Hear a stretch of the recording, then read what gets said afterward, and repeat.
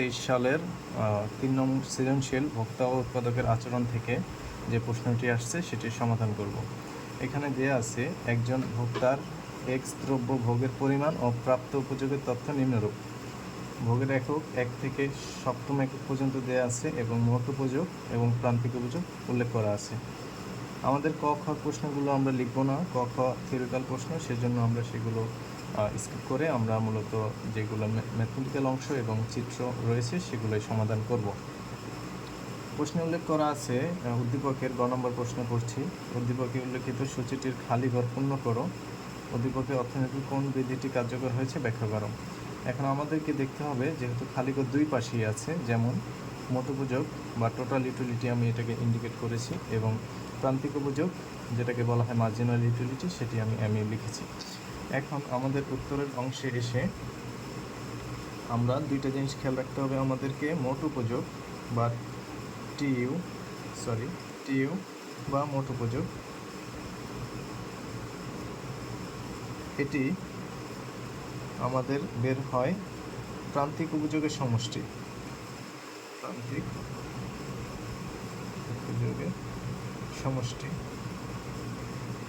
অর্থাৎ summation of mu. এটা দিয়ে আমরা টিইউ বের করতে পারি, এবং এমইউ আমরা বের করব change in TU divide by change in Q, means quantity বা ভোগের এককের পরিবর্তন, আর মোট উপযোগের যে পরিবর্তন তার অনুপাতকে আমরা বলি প্রান্তিক উপযোগ বা মার্জিনাল ইউটিলিটি, বাংলায় বলি প্রান্তিক উপযোগ। এখন আমরা দেখাবো সেটি কিভাবে হয়।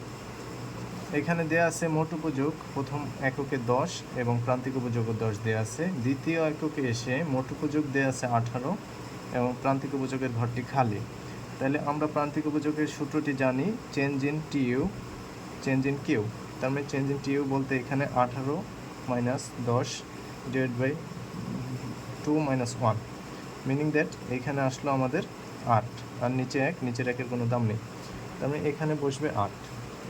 আর আরেকটা জিনিস আমরা বলছি, এখন তৃতীয় এককে এসে মোট উপযোগ ঘরটি খালি আছে। তাহলে আমাদের যেটি করতে হবে, এখানে আমরা মোট উপযোগ বের করব প্রান্তিক উপযোগগুলোর সমষ্টি, অর্থাৎ এই তিনটির সমষ্টি। এখানে আমাদের 18 এবং তার সাথে 6 যোগ করলে আসবে 24, অর্থাৎ এখানে 24। এরপরে পরের প্রশ্ন আবার আগের মতোই, যেহেতু আমাদের প্রান্তিক উপযোগের ঘরটি খালি আছে, সেক্ষেত্রে এটা মাইনাস এটা, অর্থাৎ পরেরটা মাইনাস পূর্বেরটা বিয়োগ করলে আমরা পাবো প্রান্তিক উপযোগের মানটি, অর্থাৎ 4। এরপরে আবার এখানে খালি ঘর আছে, তার মানে এই সবগুলো যোগ করলে, দাগটা একটু বেশি চলে গিয়েছিল, এই সবগুলো যোগ করলে আমরা পাবো, ঠিকই ছিল, সবগুলো যোগ করলে আমরা পাবো পঞ্চম এককের মোট উপযোগ। অর্থাৎ এখানে আমাদের এই পর্যন্ত ছিল 18 সাথে 6 যোগ করলে 24, 24-এর সাথে 6 যোগ করলে আমার আসে 28, এবং তার সাথে 2 যোগ করলে 30, এইভাবে। এরপরে আমাদের পরের ঘরটি খালি রয়েছে প্রান্তিক উপযোগে, অর্থাৎ এটা মাইনাস এটা, পরেরটা মাইনাস পূর্বেরটা, অর্থাৎ 30 মাইনাস 30 অর্থাৎ 0। এবং এরপরে রয়েছে, আমরা তাহলে এই সবগুলো যোগ করলে আমরা পাবো সপ্তম এককের প্রান্তিক উপযোগ, সপ্তম এককের মোট উপযোগ। তাহলে এই পর্যন্ত আমাদের ছিল 30, 30-এর সাথে 0 যোগ করলে 30ই হয়, তার সাথে আবার যদি আমরা প্লাস করি -2, অর্থাৎ তখন সেখানে হয়ে যাবে আমাদের 28। এই আমাদের গড় শেষ। এবং এখন বলেছে উদ্দীপকে অর্থনীতির কোন বিধিটি কার্যকর হয়েছে ব্যাখ্যা করো। এখন আমরা দেখতে পাচ্ছি প্রান্তিক উপযোগের দিকে তাকালে সেটি প্রথমে ক্রমহ্রাসমান, অর্থাৎ প্রথমে কমতেছে, এক পর্যায়ে গিয়ে সেটি 0 হয়েছে এবং এরপর সেটি নেগেটিভ হয়েছে বা ঋণাত্মক হয়েছে, অর্থাৎ এটি ক্রমহ্রাসমান প্রান্তিক উপযোগ বিধিকে নির্দেশ করে। সেটি আমরা মোট উপযোগের দিকে তাকালেও দেখতে পারি। মোট উপযোগ প্রথম দিকে বাড়তেছে, একটা পর্যায়ে সেটি সর্বোচ্চ হয়েছে এবং সর্বোচ্চ হওয়ার পরে সেটি আবার কমতেছে, অর্থাৎ সেটি ক্রমহ্রাসমান প্রান্তিক উপযোগ বিধিকেই নির্দেশ করে। আমরা সেটি লিখে দিতে পারি, কারণ আমরা লিখব বিধিটি অর্থনীতির ক্রমহ্রাসমান প্রান্তিক